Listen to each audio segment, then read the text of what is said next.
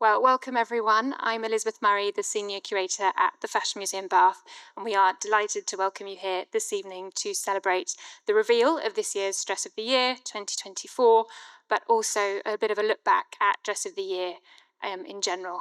Welcome to everyone who's joining us online as well. There will be questions at the end, so if you are online, you can start popping them in the Q&A as we go. A little bit of housekeeping. Please check that mobile devices are off. And if there is a fire alarm, it is the real one, so please follow us very safely. So tonight we're delighted to be celebrating this year's Dress of the Year, and we're joined by Tim Blanks, who is fantastic fashion writer, journalist, broadcaster and editor at large at Business of Fashion, and this year's selector of Dress of the Year. He'll be leading a panel discussion for us with former selectors and also the selected, including Sarah Mower, Chief Critic at Vogue Runway and Ambassador for Emerging Talent at British Fashion Council, designer Bianca Saunders and one of last year's Dress of the Year winners, and the incredible milliner Stephen Jones. So in just a moment, someone will click play and there will be a lovely video which will both look back at Dress of the Year, give you all a snapshot of it, but also reveal this year's looks. But before that, I hope you will indulge me by just doing a small reflection on Dress of the Year and the Fashion Museum Bath. So for those of you who don't know us, our story started in the 1920s with a lady called Doris Langley Moore, and her mother-in-law gave her an 1870s gown, and it sparked a real passion for fashion and for collecting. And soon she had so many pieces that she couldn't fit them all in her house, and she was looking for somewhere to go. Long story short, they ended in Bath. And the collection was given to us in 1959, and the Museum of Costume opened in 1963. And that included some of the great treasures of the Fashion Museum Bath collection, including the incredible 1660s silver tissue dress. And when I say silver tissue, I mean there's really silver in it. But she was also really convinced that fashion needed to be contemporary and modern, and that's really something which is at the heart of the museum today. So in that founding year, Dress of the Year was launched. So every year we work with someone in fashion, often a fashion journalist, although when it was Stephen, it wasn't, it was a milliner, to select the standout look or looks of the year, something which really encapsulates the mood of fashion. And it allows us to go beyond just the work of one person, but to really look at the industry at large and what that's saying about fashion, society, and culture. So that first year, which I'm sure will be discussed later, was the wonderful Mary Quant in 1963, and we've been going on ever since. So the Fashion Museum is going under this incredible moment of transformation as we work towards opening a new museum in 2030. But at the heart of that sits our brilliant collection, and we're really excited to look at the new ways in which we can make sure people see more of the collection and can engage with it in different ways. So that's enough of me. Without further ado, I'm delighted to share with you a short film which reflects on Dress of the Year over the last 60 years and will reveal this year's Dress of the Year. Are we dreaming?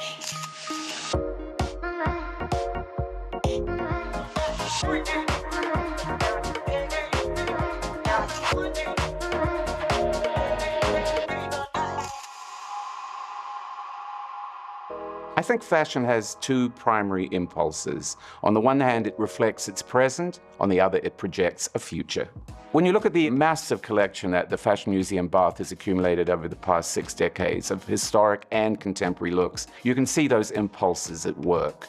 There's so much psychology, there's so much sociology, there's so much anthropology in that collection. And I think it all comes into focus with the Dress of the Year. And there are now 516 objects from 191 designers. And the significance of that, it's not just the breadth of it all. The cumulative force of something like the Dress of the Year tells an absolutely invaluable story about fashion. You just don't find that kind of thing anywhere else. I think that's why Fashion Museum Bath is one of the world's great fashion institutions. I was lucky enough to be chosen to select this year's Dress of the Year, 2 looks, a man and a woman. But before that, we're going to just cast our eyes back over the last 6 decades and the story of the Fashion Museum Bath. this incredible piece by Mary Quant, which was chosen by the Fashion Writers Association as our first Dress of the Year piece. Mary Quant is one of the most incredible British fashion designers, very much associated with the swinging 60s. Hemlines are getting shorter and fashion is really appealing to a youth culture, and she's really leading the way with that. So this look in particular is called the Rex Harrison. That's actually the cardigan itself. And here she's really playing with masculine tropes in fashion. It speaks to that collaborative element of fashion, which Dress of the Year is really emblematic of. It's about all the people that they worked with, the photographers, the designers, and that ecosystem of fashion. Bruce Oldfield was very well known for his sculpted silhouettes with luxurious choice of fabrics, and this really helped personify the decade of the 1980s with its glamour, with its aspiration. Although it is ritzy and glitzy, it's never over the top. Bruce's trademark was this understated sex appeal, and that found favour with celebrity clients including Diana, Princess of Wales, and Joan Collins. Although we're very, very lucky to have several Bruce Oldfield pieces in the collection, this was the very first Bruce Oldfield dress that we added to the Fashion Museum Bath collection, so it's very special.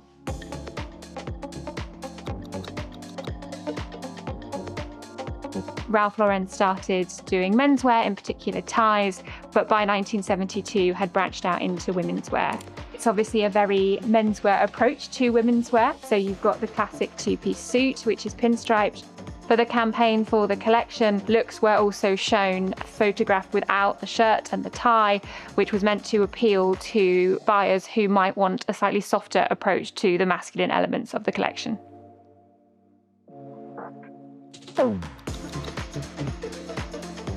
This Vivienne Westwood design beautifully combines her love of historicism and her punk and rebellious style that's so often seen in her designs.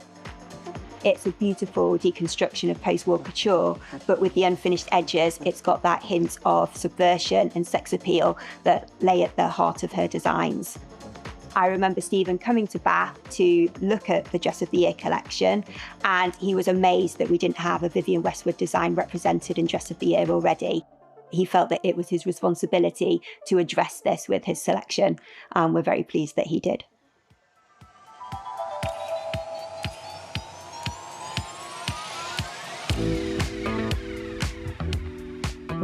The two looks that I've chosen for Dress of the Year, a man's look and a woman's look. Both of them embody the notion, I think, of making the ordinary extraordinary, celebrating real life as a response to fashion's grandiosity, fashion's inaccessibility. The man's look was worn by Paul Mescal at the Gucci show for Spring/Summer 2025. A banker's blue shirt, untucked, white socks and Gucci horsebit loafers, and key part of the look was a pair of very short shorts. He had been wearing this look for a long time, and Gucci had taken him on as an ambassador and took on his style. The reason why I chose the look is because it felt to me that it was speaking to a moment. Mescal came along with actors like Josh O'Connor, Timothée Chalamet, all of them antidotes to toxic masculinity. And I think this maybe was fashion making a subtle comment on that. The women's look I've chosen is the first look from Jun Takahashi's Autumn-Winter 2024 collection, which was shown in Paris in March 2024. The theme of the show was watching a working woman. After a poem that filmmaker Wim Wenders had written for Takahashi to soundtrack the show. His working woman was a lawyer, she had a little boy, and the show detailed her life. It was so intense, it was so moving. I felt that this look embodied all of that. It looked like the most humble look, a tank top and jeans, but it was fully integrated as one piece, so it was technically incredibly sophisticated.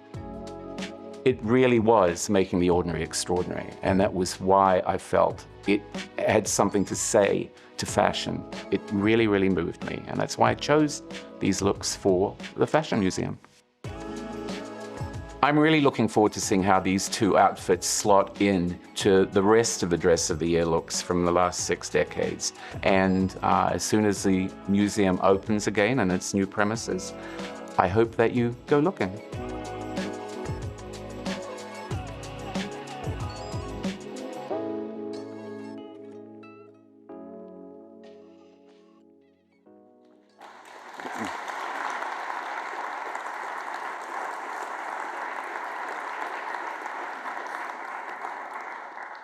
Thank you, Elizabeth. When I see that film and I see my choices coming after the history of the Dress of the Year competition, I wish I could rush around this audience and ask each and every one of you what you thought of what I chose, because to me, it was such a simple choice.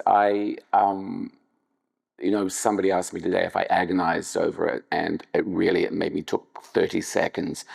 I had it very clear in my mind what I wanted to choose for a men's look, because we're coming out of the tail end of the pandemic, and Paul Mescal in Normal People during the pandemic created this completely seismic effect on people's perception of young men in the world. And I think Gucci was very clever in the way they capitalized on that with adapting. He was wearing O'Neill shorts, like Irish soccer shorts, basically, football shorts. And they adapted this as a fashion look. I think that was a very, very clever thing. And it felt so natural. It felt so normal.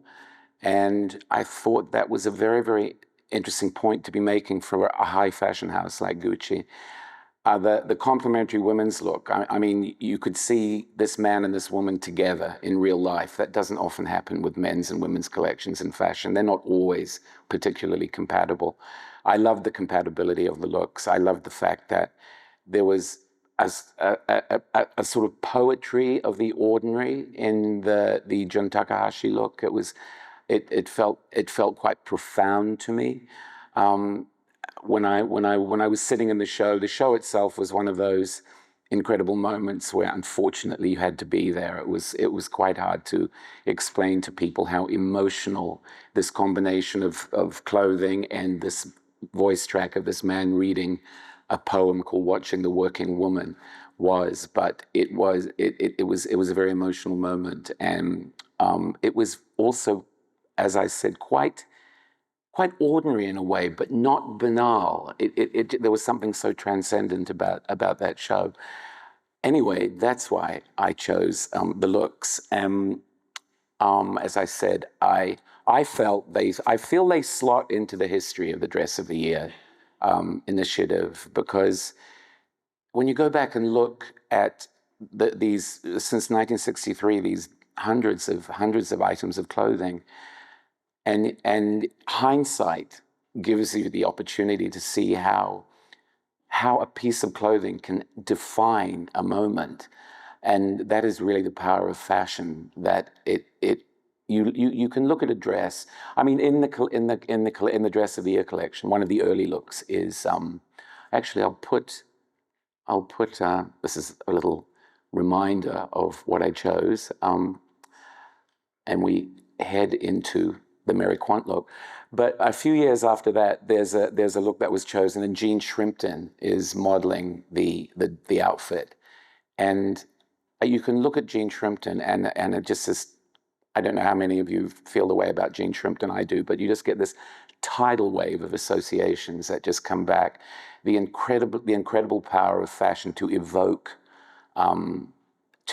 memories, to evoke moments in society, and moments in pop culture, and the power of fashion, the richness of fashion is this tug, this emotional tug. I mean, we all have favorite items of clothing that resonate with us for those reasons. And I think the Dress of the Year is remarkable because it's just one big resonant thing that defines a whole sweep of history. So I thought tonight, we have Bianca, we have Sarah, we have Stephen here. Sarah being a Bath girl through and through, so she knows the Museum of Fashion here like she knows the back of her hand, maybe, if she knows the back of her hand. And I thought we would look at, because Sarah and Stephen both selected looks over the years, and Bianca was last year's Dress of the Year, when she was the men's look in the Dress of the Year decisions. And I thought it would be an interesting thing just to cast our eyes back over the past, not just the looks that they chose, but also some other things that resonated with them. And we go to dress of the year in 1972 was a look from Bieber, and Stephen chose this look. And talk about resonant. I mean, how many of you went to see Bieber in London in days of yore? I mean, it was just, when it moved into the Derry and Tom store in Kensington High Street, there has never, ever been a place like that in fashion. That was just such a remarkable emporium for so many reasons. I was there once when the penguins came walking off the roof and marched through the restaurant in a straight line. While there were penguins on the roof at Bieber, there were flamingos as well, but it was only the penguins that came downstairs and marched out through the restaurant. I mean, that wouldn't happen now. But Stephen, you chose the Bieber look. Why did you choose the Bieber look? Well, I had a similar experience at Bieber as well. I was from Liverpool, and I remember my elder sister taking me to the Bieber store in Kensington Church Street, which was before Kensington High Street. And there I saw this extraordinary pair of men's shoes which had Mickey Mouse prints on it. So Bieber was always this real icon for me. And I have since met Barbara Houlinicki, who is the designer. This dress from '72, just a few years beforehand, the pink and white gingham dress that she created, which was picked by Felicity Green, who also was on one of the committees here for another outfit, had been featured in the Daily Mirror. And this was in the days that newspapers sold millions and millions of copies. And they'd sold 14,000 dresses in a week, I think, and they had enough fabric for 200. Yeah, I mean, it was this huge, huge thing. And the great thing about it is you got the A-line dress and you got a little headscarf. And I love about this, of course I've got a vested interest, but there's a dress with a little hat. And, you know, the dress is quite straightforward in a way. It's Minnie Mouse's dress, but suddenly put a pair of boots on and a hat, and it becomes a major look. And I don't know, it was just fresh. And then the title is, as well, of course, the dress of the year. I mean, I don't know if nowadays it should be called the look of the year, because, for example, what you chose was not dresses. So I'd like to put that before the committee, wherever they are. The look of the year, L-O-T-Y. That works. Now, Sarah, you chose, in the year that you chose an outfit, you chose this look by Calvin Klein. Did you? No, this is a retrospective. Oh, this is the one you chose. Yes, absolutely. Yes, absolutely. Yeah, of course. So I'm going to preface this by saying that it was incredibly emotional for me to be asked to choose the dress of the year, because I was born in the Royal United Hospital. I went to St John's Primary School and then junior school, and then I passed my 11 plus and went to convent school. And so I'm born and bred here. And now I'm a fashion journalist. I've been a fashion journalist for 30 years. I would not be who I am without having been able to get on the bus with my pocket money and go to what was then the Costume Museum in Bath. So from the age of about 10, that museum taught me not just about clothes, but also the thing about, I don't know if anybody remembers what it was like in the first place, but there were dioramas behind, painted backdrops behind all of the installations with the clothes on. So you would have groups of people walking in front of the architecture. And so this museum, as a child, taught me not just about the clothes, but also about the social context of the clothes. Made me curious about architecture, about painting, about who those people were who actually wore the clothes, how they were made. So I asked everybody to choose, as well as the outfits that Stephen and Sarah selected for the dress of the year. I asked everyone to choose some additional outfits so we can kind of animate the history of the collection. Yeah. So, yeah. Okay, well, I brought this one up because I didn't know anybody in fashion. I was at university in Leeds.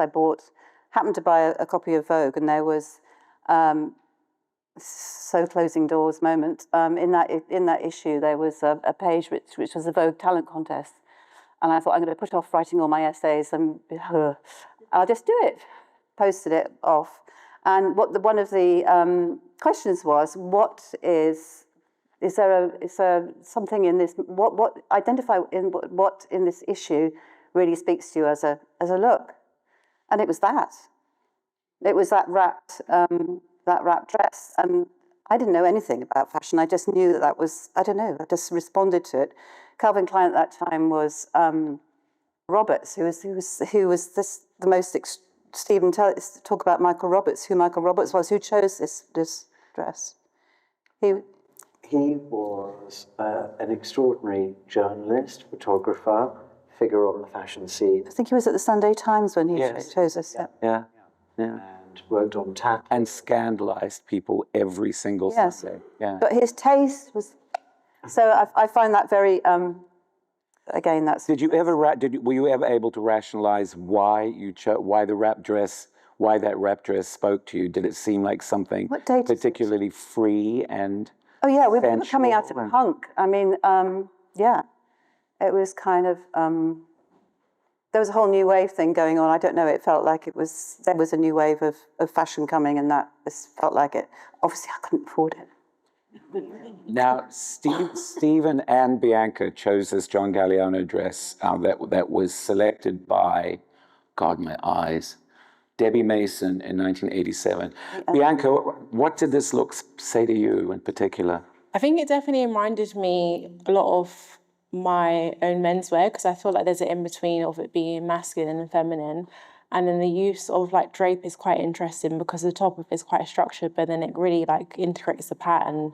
But there's also like something about traditional about it that is quite interesting. So I think it was just more like, oh, this reminds me of a bit of me and inspires me. So now, Stephen, you were part of the world that produced that look. So why did you choose this particular look?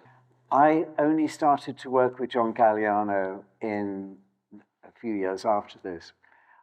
I loved this outfit, but the hat in particular was made by a lady called Shirley Hex, who taught me and Philip Tracy how to make hats. Now, in the Colin McDowell book on John Galliano, it says that John had asked me to make some hats for him for his final degree show on a dance floor somewhere, and apparently I said to him, "Not on your life, darling," which I absolutely cannot remember whatsoever, but Shirley actually made this hat, and I know that he loved it too. And also quite unusually, his work started to go into museums very early on in his career.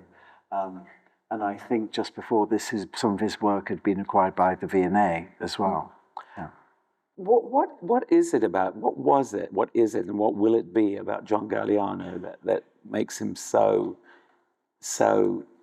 incredibly, I use the word resonant again, but both of you, Bianca, whose career is beginning, Stephen, whose career is continuing.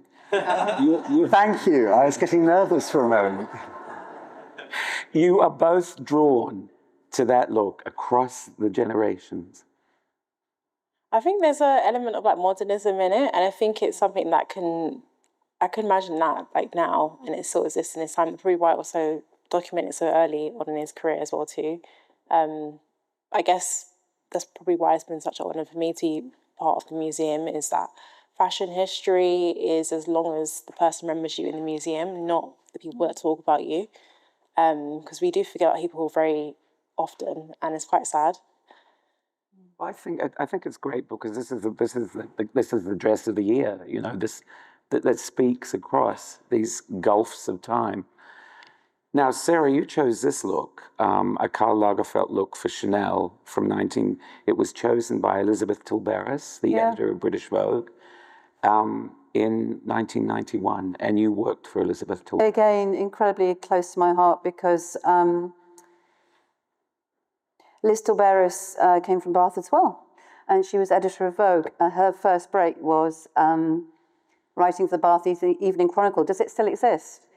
Yeah. Goodness.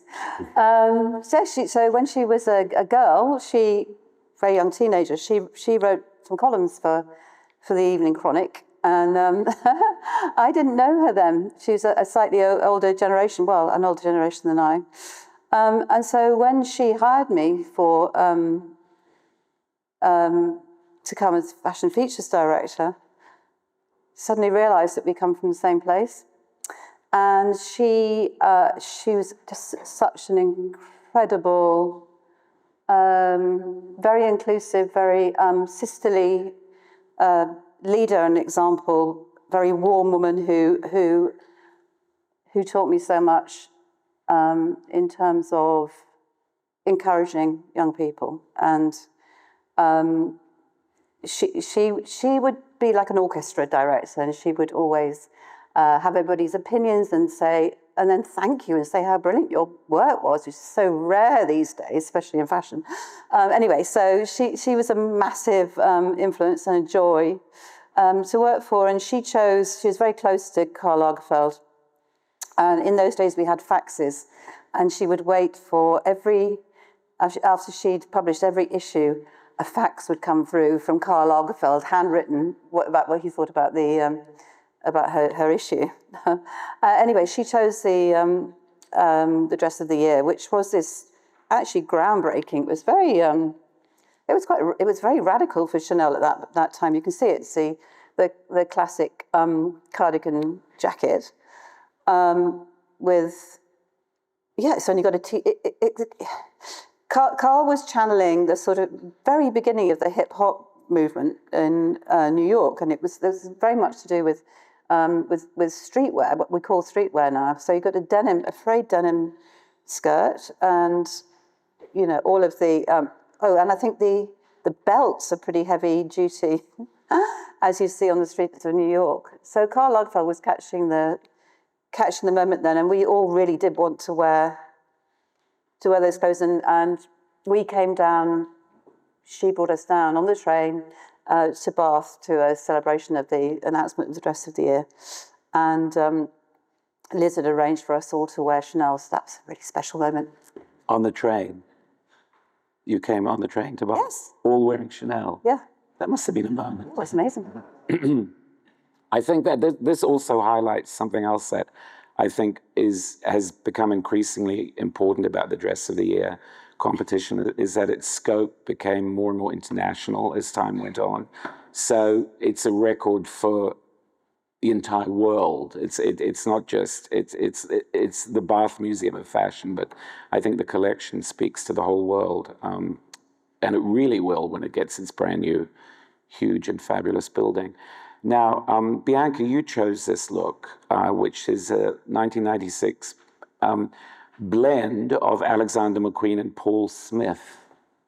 I feel like this one, 1996, it encapsulates what that year was. I feel like it was quite poppy. It was kind of giving early 2000s, but thinking of the future, but it was, I guess, late, mid-90s, which is really interesting. Of course, you got that low, trouser for McQueen, and then which is insane.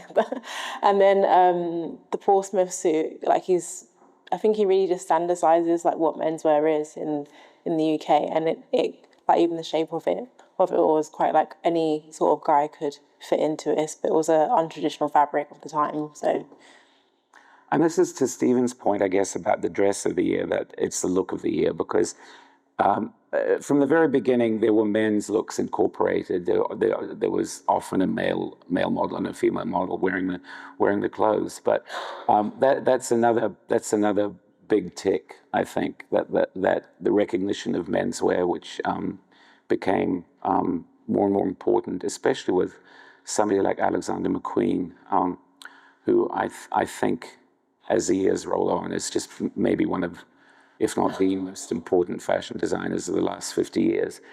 And it's great that he's recognized in his collection at such an early point in his career, I think, 1996. Now, Sarah, this is the look that you actually chose in 2006 when you selected a piece for the dress of the year. It's a Prada look. That was a moment where Prada was particularly significant. Well, this one makes me sad, actually, because it wasn't my free choice. what had happened, I think the Dress of the Year actually did chronologically go into abeyance for a little while. And I was called by Ian R. Webb, who was at the museum at the time, and said, Sarah, will you backfill a year? And you can choose anything as long as it's Prada, because we don't have Prada. So that's what I dutifully did. It was this show. It's funny, seeing clothes on a sort of mannequin like that stiffly is problematic, but that show actually, of course, Miuccia Prada should be represented in this collection, and it was very much about very fierce girls, university girls, I guess. A lot of them were carrying books, and she was talking about educating yourself and being strong, and so I guess maybe it stands its. I mean, it's good to have Prada in the collection, but what I regret now is the year 2006. Was a year of a massive renaissance in British fashion. It was the year that a whole generation came surging out of St Martin's and the Royal College of Art, and Christopher Kane was at the head of it. There was this shocking moment after. So 2006 was in the slipstream of 9/11. Fashion had gone, and the whole world was paralysed with fear, and fashion itself had gone very, very quiet and kind of terrified. And there was no creativity until this young generation of British designers, London designers, came along. Actually, Christopher Kane's Scottish, and dared to Christopher in particular. It was neon bright. It was this is his graduate collection, which eventually we put on in London Fashion Week. It was, somebody said, "Oh, it's disco poodles." It was so. You remember it? Yeah. You remember it? I know. It was so bright and so sexy and so like we're going out dancing. So, if the museum would accept this, I'd like to have a second choice. Seems that other people have had second choices, and I'll ask Christopher if he'll donate one of those dresses, and that will add to this. Well, we're only human, and I think that there are moments when you can look at the Dress of the Year and you think, well, I know that this was going on at the same time, and that it was, and something else was happening that was. But this is a British museum. Sorry, Yeah, which should be yes. Yeah. Well, but we did make the point that it did spread its wings into international waters. That it. I suppose that's what it was. Because then it becomes a reflection of fashion as a whole. But then leaning on to the next look, interesting, because Elizabeth made the point when she was introducing us, but Stephen, when he chose a Dress of the Year, he chose a piece by Vivienne Westwood. And maybe you want to elaborate on what Elizabeth said when she introduced us. Well, first of all, I'm not a journalist, and it's always been somebody from the journalistic fraternity, sorority, whatever. And I was really honoured, because also I'm a milliner, so I can see things from a sort of slightly different perspective. And I came down to Bath and I looked through that archive here, which is extraordinary, and looked at the archive of the Dress of the Year, and I was just going through it, and I thought, where's the Vivienne Westwood? As being sort of the greatest designer of our times. And Rosemary, who was the curator there, said, well, Vivienne's never been chosen. And I looked through and I thought, how? Why? She's, influenced everybody. I mean, when I work with many design houses around the world, and always there is, on the mood board every season of every design house is a picture of something which is ripped or frayed or latex or got a buckle on or something, or there's some sort of weird royal thing, and it's all from Vivienne. And actually, by the wonders of modern computer, I found the original letter that I wrote to the museum on the 29th of March 2011, and I wrote it to Ian Webb, who's here somewhere, who was my flatmate when I was at college. Don't say nepotism, but still. I studied the dresses of the year from Mary Quant 1963 to Antonio Berardi 09. I was amazed to see the fashion doyen Vivienne Westwood was not represented in the collection. As possibly the greatest designer of our times, it was my choice, even my responsibility, to address this. I have chosen this dress from Vivienne's Spring-Summer 2010 collection. For me, it represents the junction of her design oeuvre.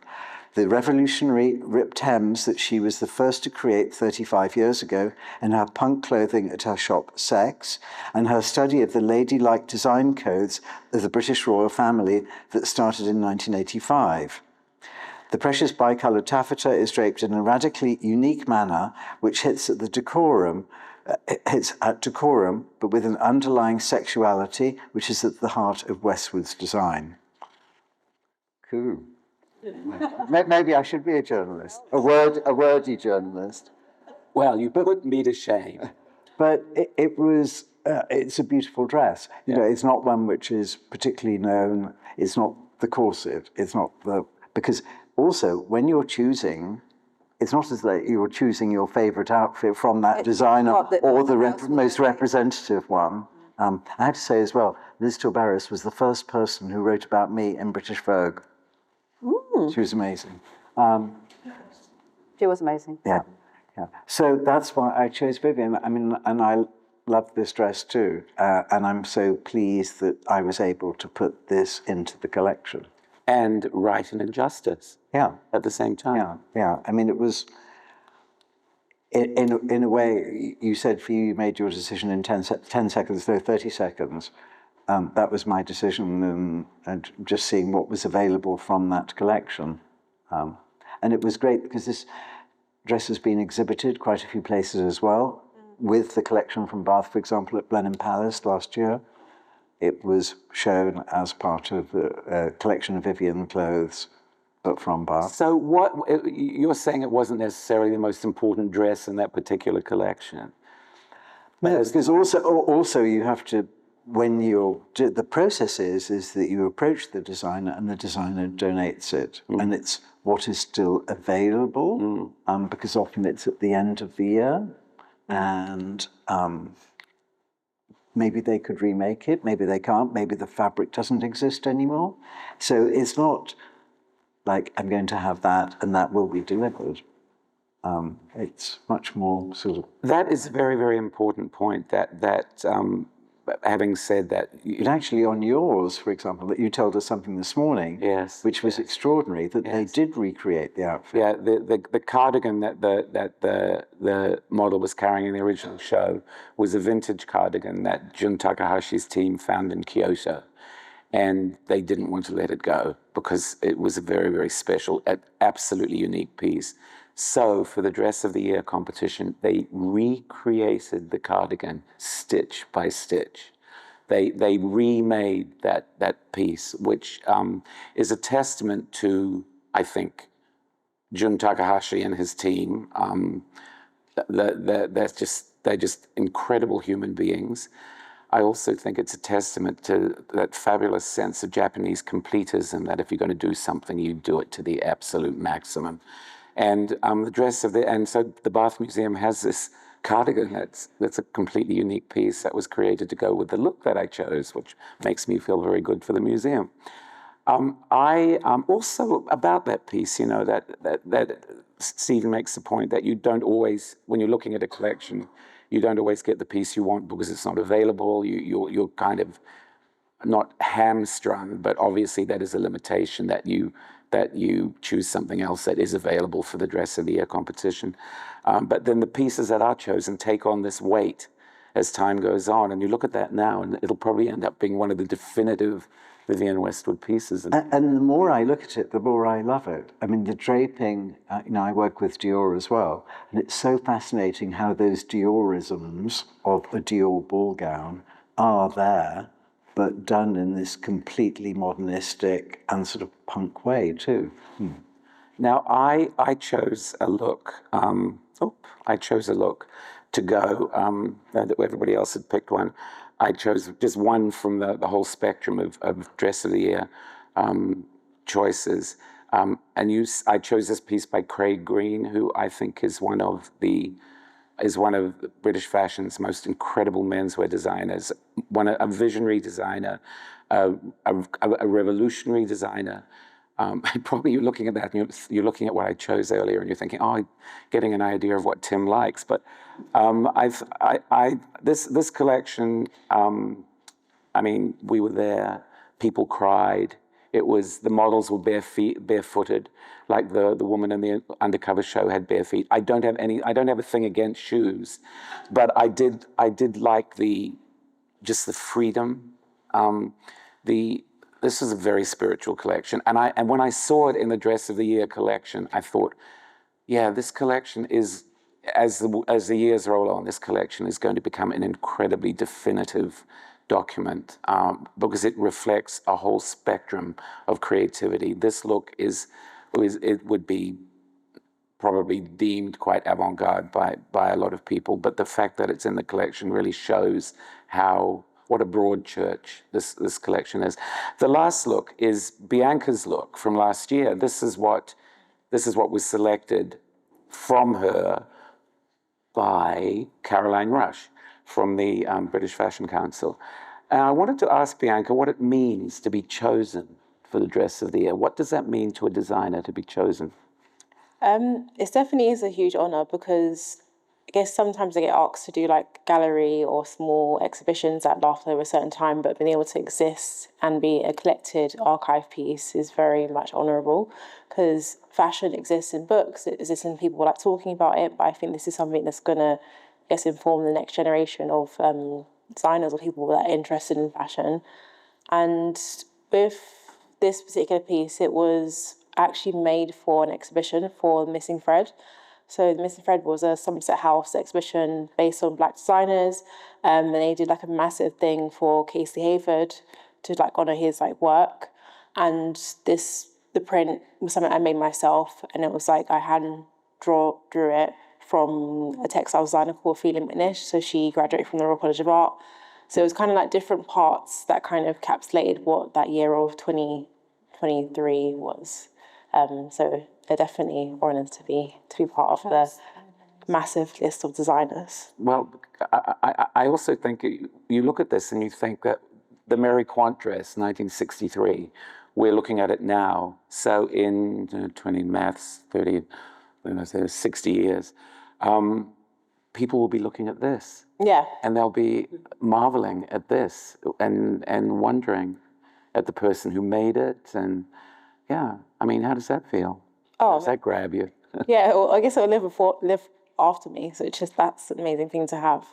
So it's pretty mind-blowing actually. Because there's a lot of designers that are in the list that their memories now lives on in this museum, and then when 2030 this all happens, it's going to be an epic moment to see that history line of people. What did your mum think? She was like, when I first made it, she was like, oh, we need to see some more people. So she was like always interested in getting on like celebrities and stuff like that. And I guess this is a perfect way of archiving it, so she was definitely really impressed. I love the way that also the memory of Althea McNish is memorialised in here, in this piece, because Althea McNish, am I right, she was from Trinidad. Yeah. And she came to the Royal College of Art in 1950-something. Yeah, and she also did some prints for Dior and I think Liberty. And I researched her, and she had an exhibition, the graduate exhibition. She was doing, I'm sure that anybody who can remember what 1950s, 60s interiors were like, all these sort of very splashy, expressive, colourful prints. They were Althea McNish.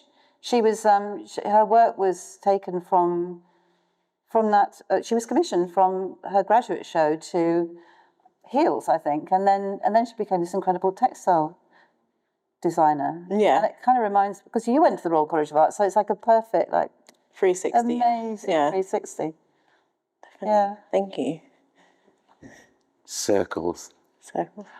There I am again with my choices, that you have a fresher memory about them. Now we're going to have questions. So I'm, like I said at the very beginning, I'm really curious to hear questions today. Who has a question? Did we answer? Did we dot every I? Did we cross every T? If anyone has a question, we have a roving mic, so please put your hand up and wave at us and we'll come and find you. And we also have some questions online. Thank you. Thank you. So you've talked about the cut of the dresses, the colors, the design, the thing. I'm interested in the use of novel fabrics or materials that make the fabrics or the engineering that makes the final outfit. Do you ever sort of think about, well, okay, the cut is great, the colors are great, it looks good, but what about, some unusual, unbelievable fabric that you're now using, materials to make that fabric, or a engineering technique to make it work or to make it look, or more importantly, the sustainable items as well? I think either Bianca or Stephen can answer that, I think. It's really interesting to see the range of different fabrics that are included in the different designers. But when it comes to like sustainability, I think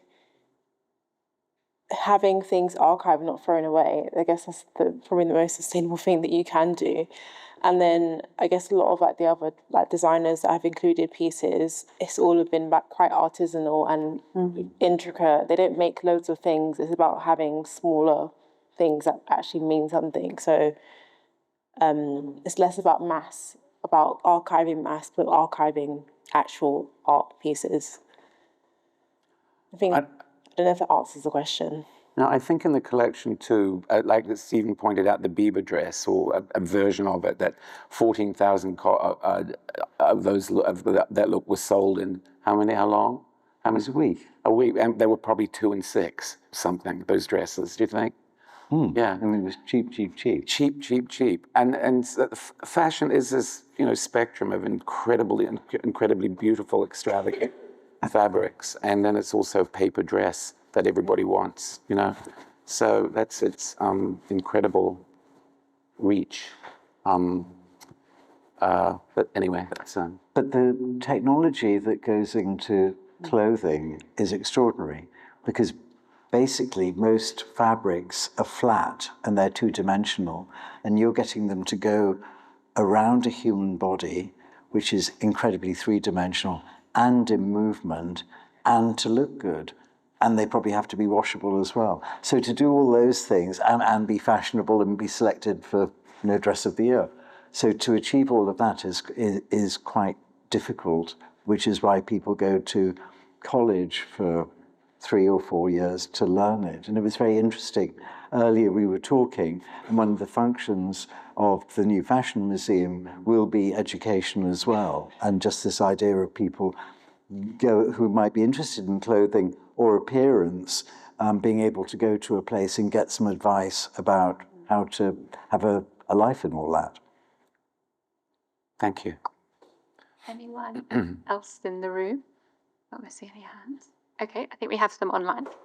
What advice would you give to your younger self setting out in the industry? Because that is a question for all of our panellists.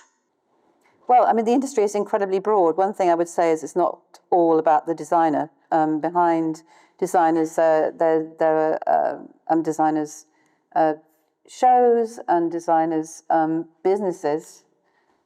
There are so many jobs, and I would say the best thing to do is get work experience, whether that means going and working in a shop. I know people who have learned everything about the construction of clothing and what works and what doesn't by seeing women go into changing rooms and coming out or not coming out and rejecting things and seeing what actually fits.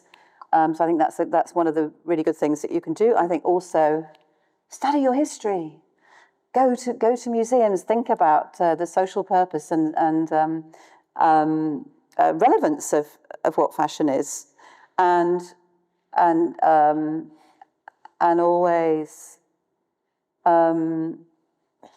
try to, just try to believe in your instincts, I think, because because one thing I do is I discover young talent by going into universities and schools and talking to people. That's where I first met you, the Kingston, and I think very often it's about encouraging people to have their own voice. No, definitely, I couldn't agree more. Probably the experience thing is the biggest thing. There's no rush in having. Yeah, no, it definitely isn't. I think even just seeing like the range of ages of when people do things, it's not particular. It's just about being the best version of yourself to kind of perform that role. Yeah.